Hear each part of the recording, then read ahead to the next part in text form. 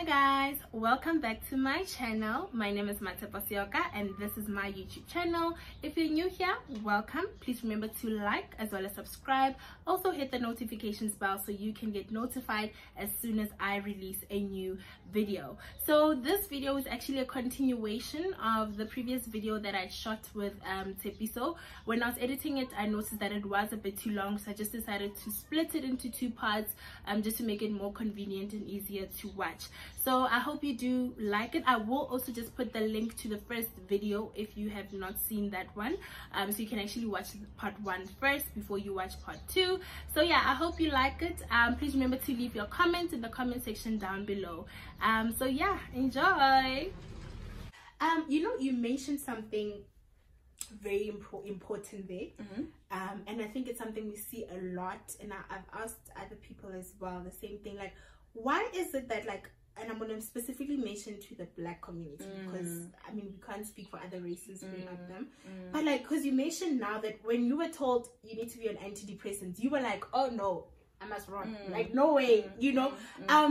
What is it with us, especially Black people, when it comes to getting help with that, you know? Because I mean, you took the first step and said, I'm going for therapy. Other people don't even want to go for therapy because it's like, something is wrong with me, you know. So what is it, in your opinion, that with us Black people that makes us so reluctant when it comes to conversations about, or when it comes to mental health and assistance and getting help and taking medication? What would you say, I mean, based maybe on your experience?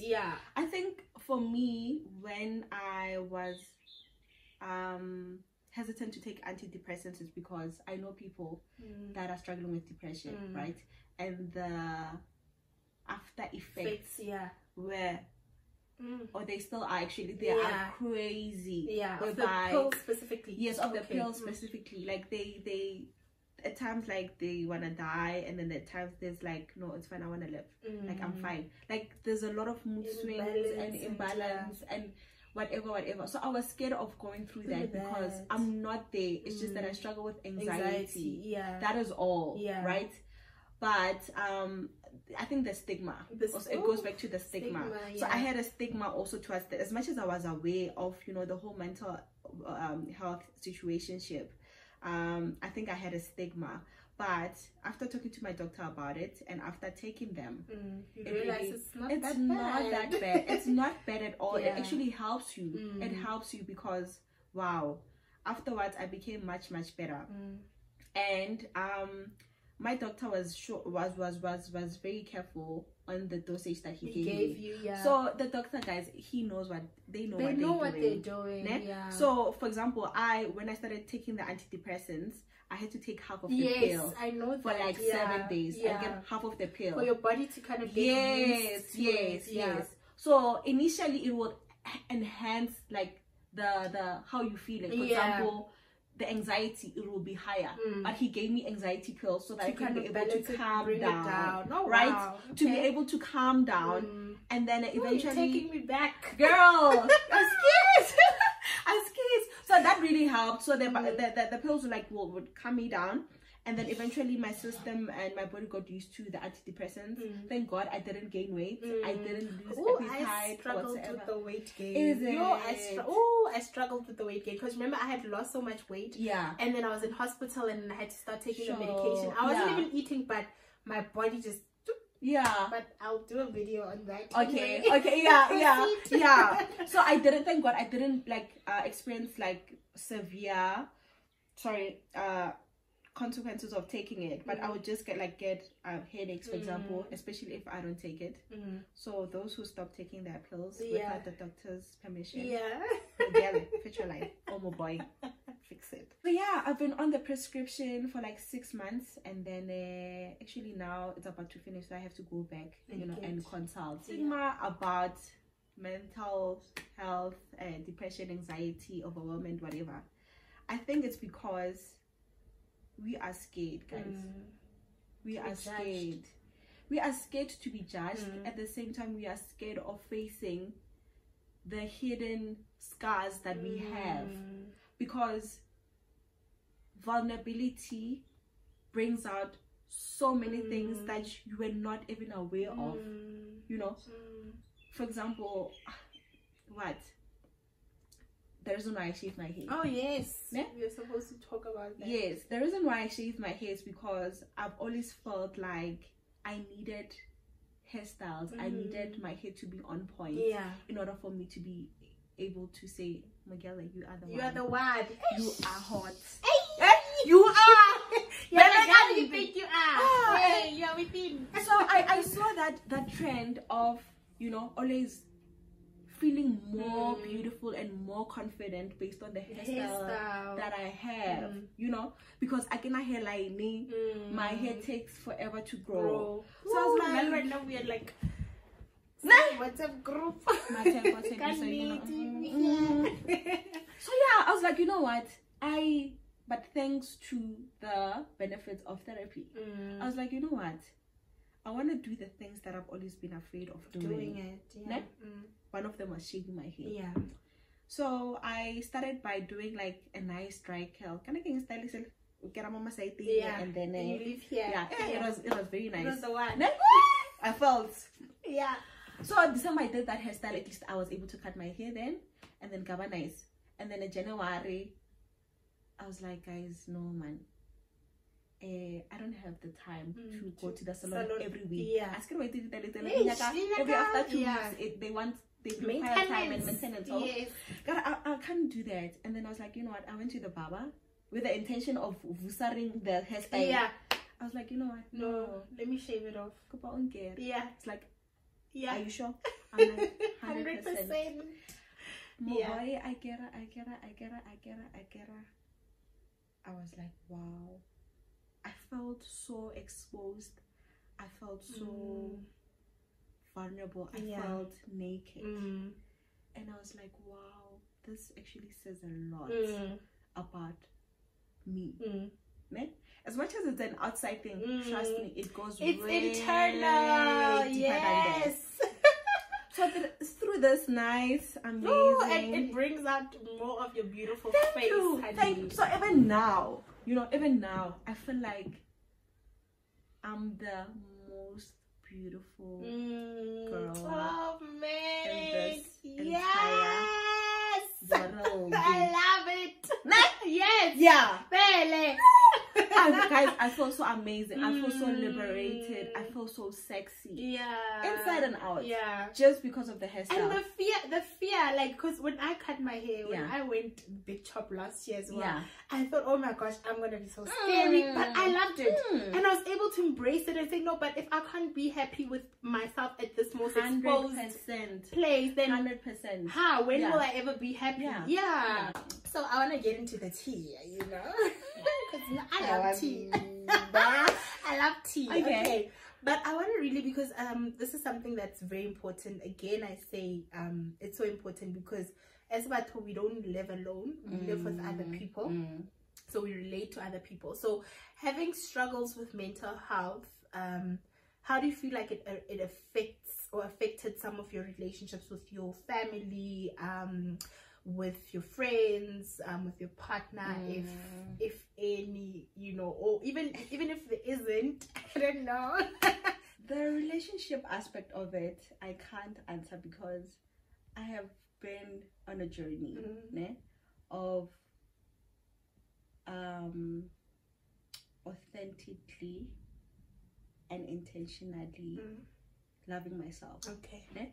Not by, you know, Sunday sessions of self-love, going on trips alone or whatsoever, but wanting the emotional connection with yourself, with myself, wanting the affirmation in all spheres of my life coming from me, and other things, you know. So the relationship part, cancel for now. Hey, let's run. For now. I have an amazing friend. You know yourself, girl. You know yourself. I even know her. That girl, guys. She even knows when I'm experiencing an episode without me even saying it. She's like, girl, you're too quiet. Why? What's wrong? Why?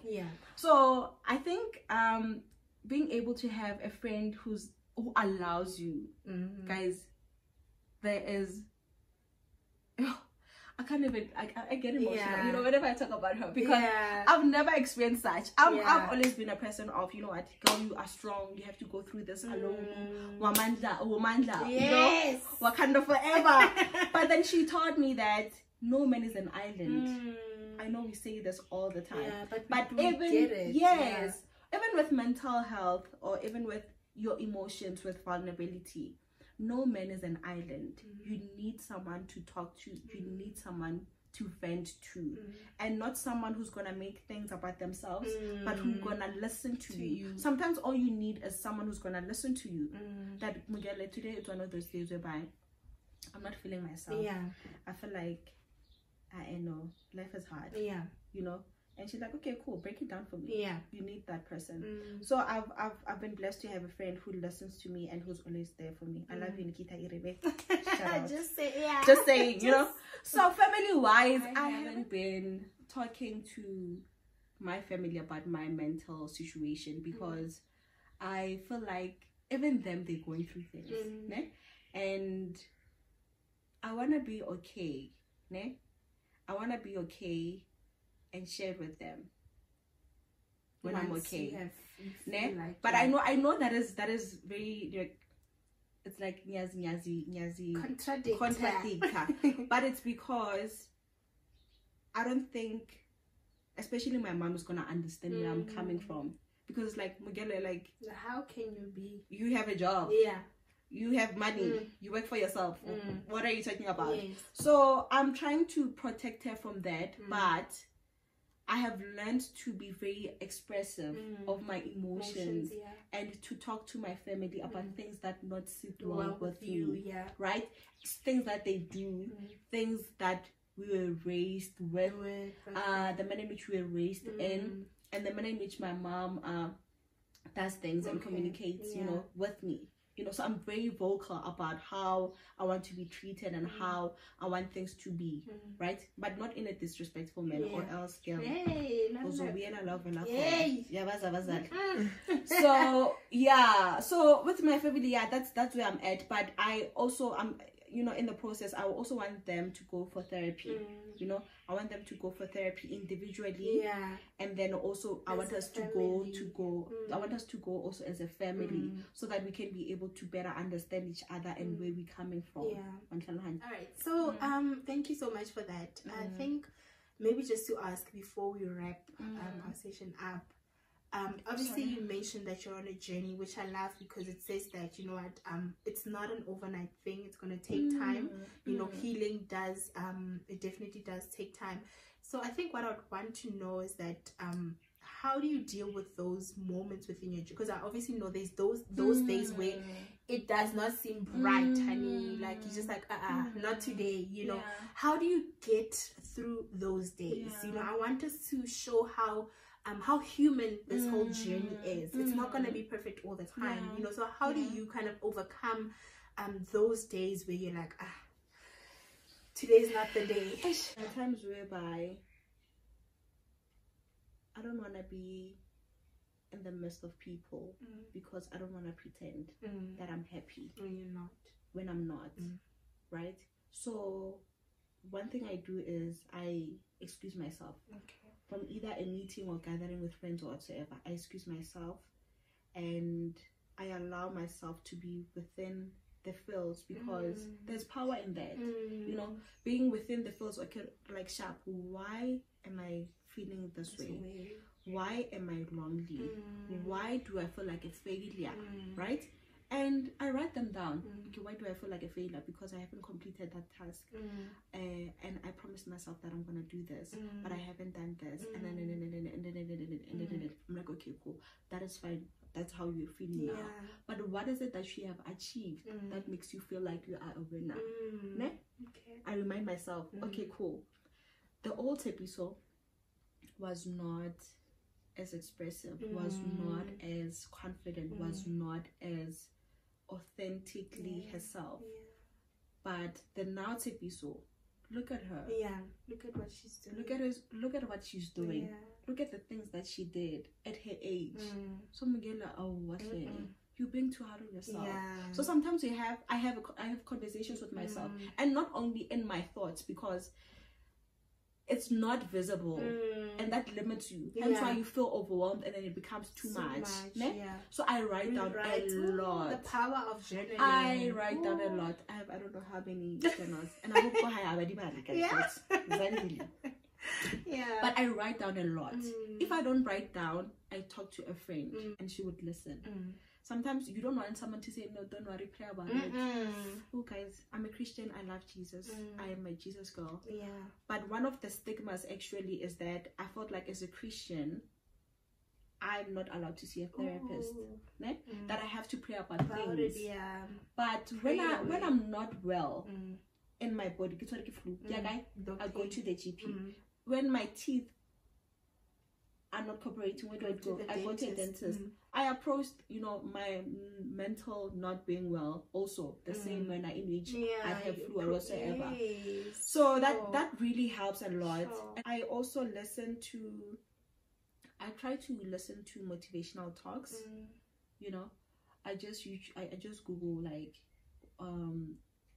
feeling like a failure or whatever, and then I get that content that really keeps me going. But apart from that, I think allowing myself to be in that state, but not for a long time. Do not dwell. Yes, do not dwell on it. Cry, it's fine. Cry as much as you want. Sleep, I also sleep. Sleep is sometimes you need to rest. Sometimes really that's all. Sometimes you're just tired. But like, guys, today I'm busy, guys. Today I'm not coming. So allowing yourself to go through the motions and allowing your body to do what it wants. Okay, man. Jay-Z disciples sit like a guy.